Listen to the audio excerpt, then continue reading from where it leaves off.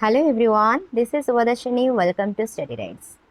Today we will discuss about aquatic habitats. ठीक है, already पिछले वीडियो में हम टेरेस्ट्रियल हैबिटेट में बारे में डिस्कस कर लिए थे। टेरेस्ट्रियल हैबिटेट में हमारा ग्रासलैंड हैबिटेट जाता है, माउंटेन रीजन जाता है, और हमारा लैंड में कैसे लैंड का हैबिटेट जाता है। ये सारे जितना भी लैंड रिलेटेड होता है हैबिटेट, वो सारे जाएगा टेरेस्ट्रियल हैबिटेट में। ठीक है, और हमारा डेजर्ट में जाता है। सो आज एक्वाटिक हैबिटेट्स के बारे में डिस्कस करेंगे। एक्वाटिक हैबिटेट का मतलब क्या है? जो पानी का हैबिटेट है, पानी में जो एनिमल रहते हैं, पानी में जो भी प्लांट्स वगैरह दिखाई देता है, उसके बारे में हम डिस्कस करेंगे। सो अभी डिस्कस करेंगे अबाउट एक्वाटिक हैबिटेट्स, जिसमें पहला टॉपिक आता है ओशनिक हैबिटेट। ओशन में कैसे हैबिटेट रहता है। ठीक है, ओशन में क्या क्या एनिमल्स प्रेजेंट रहते हैं, क्या क्या प्लांट्स भी प्रेजेंट रहते हैं।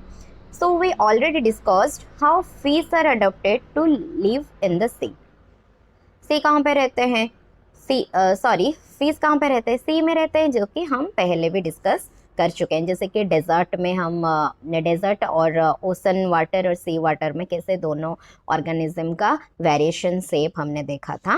ठीक है, so many other sea animals have streamline bodies to help them move easily in water. Fish को छोड़कर और भी कुछ सी एनिमल्स होते हैं जिसका बॉडी शेप कैसे होता है? Streamline shape. जैसे कि स्ट्रीमलाइन शेप उसको क्या करता है?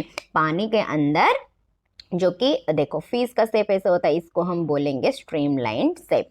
तो इसी शेप के वजह से वो पानी के अंदर क्या करते हैं? स्विम करने में उसको वो हेल्प करता है। ठीक है, then there are some sea animals like squids and octopus which do not have this streamlined shape। लेकिन किसका streamlined shape नहीं होता है? जो squids होता है एंड octopus होता है। the stay dipper in the ocean, वो बहुत डेप्थ में रहते हैं, सी का डेप्थ में वो रहते हैं। near the seabed and catch any prey that moves towards them।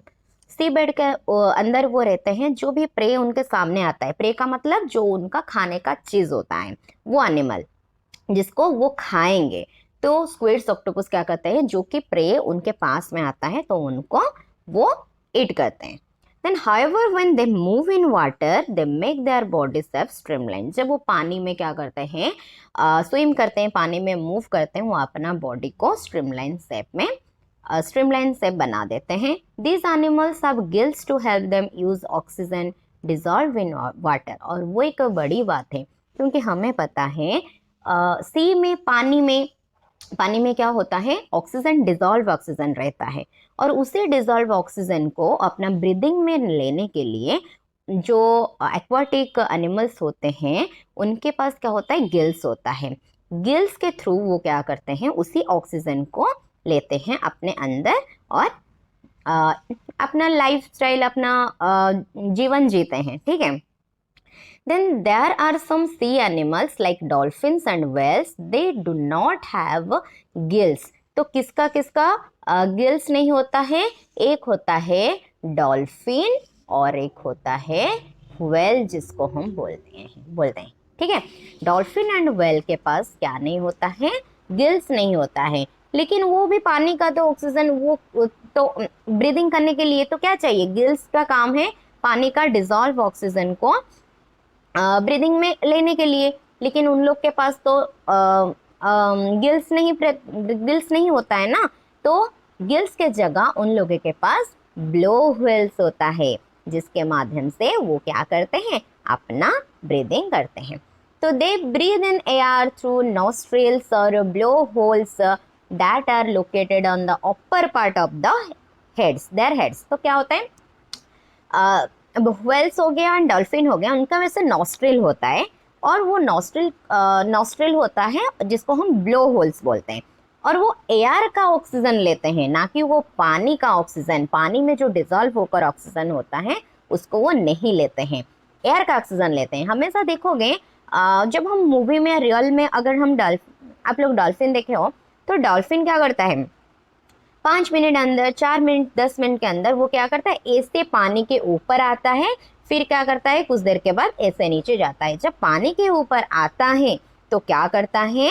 वो एयर में जो ऑक्सीजन प्रेजेंट होता है उसी ऑक्सीजन को क्या करता है, ब्रीदिंग में लेता है। क्लियर? सो और वो जो नॉस्ट्रल ब्लो होल्स होता है वो कहाँ होता है, वो उनके हेड में होता है।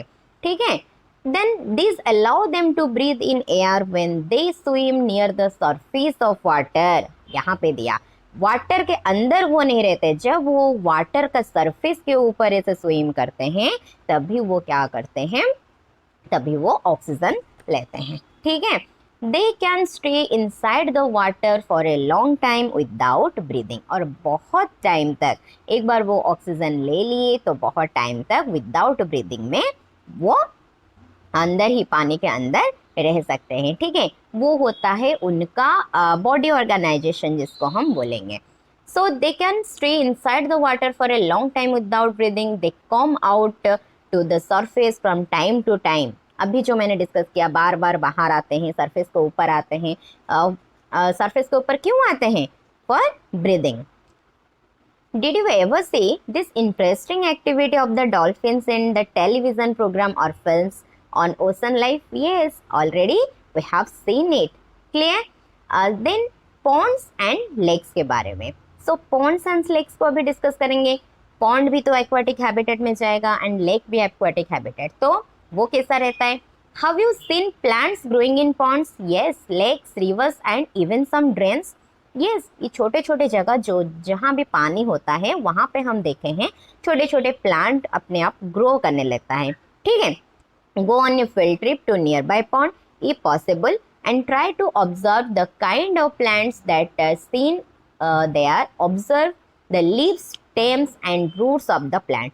तो अगर हम नहीं भी देखे हो तो जाकर कोई भी पास में कोई पॉन्ड होगा तो आप लोग जाकर वहाँ पे देख लीजिएगा। तो वहाँ पे सिर्फ प्लांट को देखने में कुछ नहीं होगा, प्लांट को ऑब्जर्व करना है, उसका लीव कैसा है, उसका स्टेम कैसा है एंड उसका रूट कैसा है। पानी के अंदर जो प्लांट होते हैं इस सब में वेरिएशन आएगा जो कि टेरेस्ट्रियल एरिया में जो प्लांट्स होते हैं।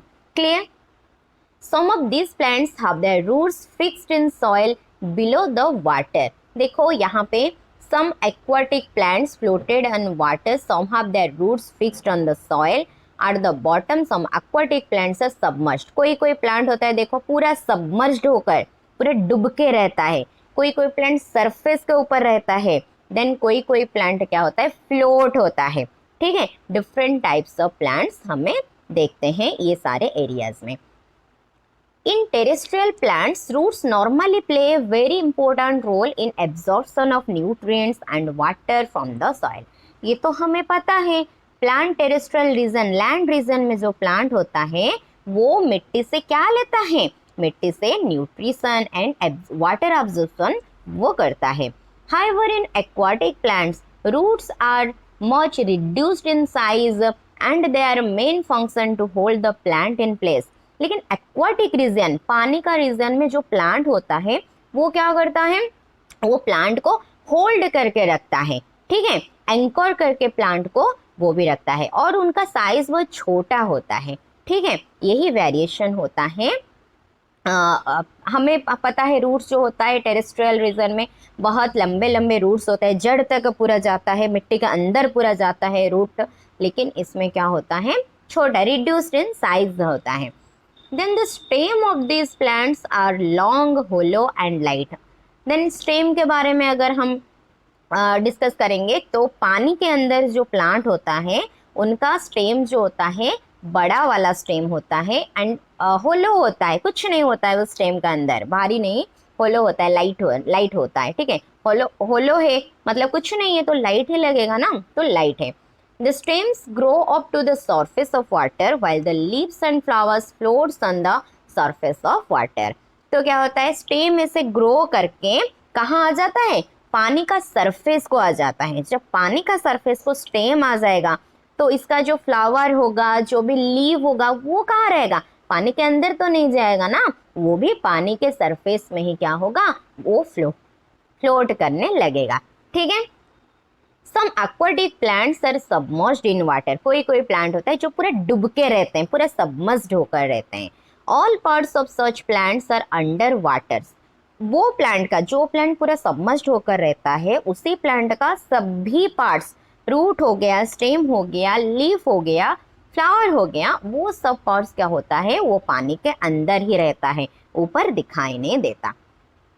Some of these plants have a narrow and thin ribbon-like leaves. कैसे उनका leaves होता है, पतला वाला ribbon जैसा structure होता है. These can bend in the flowing water in some submerged plants. Leaves are often highly divided. उनका leaf divide होकर रहता है, through which the water can easily flow without damaging them. ये क्यों ये दोनों आपस में डिवाइड क्यों करते हैं, ताकि पानी क्या हो सके, अच्छे से वो लीफ के अंदर पानी क्या हो इजीली फ्लो हो सके, ठीक है, जैसे कि वो उसको खराब ना करे वो लीफ को। Frogs usually live in Pond's.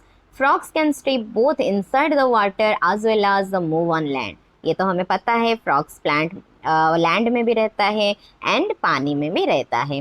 They have strong back legs that help them in leaping and catching the prey. तो फ्रॉग क्या करता है, कब ऑब्जर्व करोगे फ्रॉग को, वो बहुत जोर से जंप करता है और उसी जंप का कारण उसका बैक लेग होता है। फ्रंट लेग उसका जितना नेसेसरी नहीं है, बैक लेग होता है, और उसका बैक लेग क्या होता है, स्ट्रॉन्ग होता है। इसके वजह से वो बहुत दूर तक जंप कर पाता है एंड उसका प्रे को खा पाता है। They have webbed feet which help them swim in water. और कैसे वो स्विम करता है, due to their webbed feet. Feet जो होता है वेव की तरह होता है। We have discussed only a few common animals and plants compared to the wide variety that live in different habitats. You may have also noticed the very wide variety in plants around you. हम हमारा environment में बहुत सारा different kinds of plants और उसी plant का different habitat वो सारा को observe कर चुके हैं। When you prepared a herbarium as a part that suggested activities in chapter 7, imagine the kind of variety that you could see in the herbarium of leaves of plants from all regions of the earth. जो कि chapter 7 हर्बारियम मतलब varieties of plants कैसे grow करता है, उसी plant का, छोटे छोटे प्लांट को लेकर हर्बारियम बनाना होता है, छोटे छोटे प्लांट को लेकर, और उनका हैबिटेट डिफरेंट हैबिटेट भी होता है, कुछ कॉमन हैबिटेट भी होता है, जिसको हम, और हमारा अर्थ रीजन में बहुत सारा प्लांट भी इस टाइप का दिखाई देता है। तो अभी हम ऑलरेडी एक्वाटिक हैबिटेट को डिस्कस कर लिया। टेरेस्ट्रियल हैबिटेट, एक्वाटिक हैबिटेट दोनों आर कंप्लीटेड। नेक्स्ट क्लास में हम डिस्कस करेंगे कैरेक्टरिस्टिक्स ऑफ ऑर्गेनिज्म। जो ऑर्गेनिज्म है उनका कैरेक्टरिस्टिक्स कैसा होता है, ठीक है। अगर आप लोग अभी तक मेरे चैनल को सब्सक्राइब नहीं किए हो, please do subscribe, share and like. Thank you, bye bye.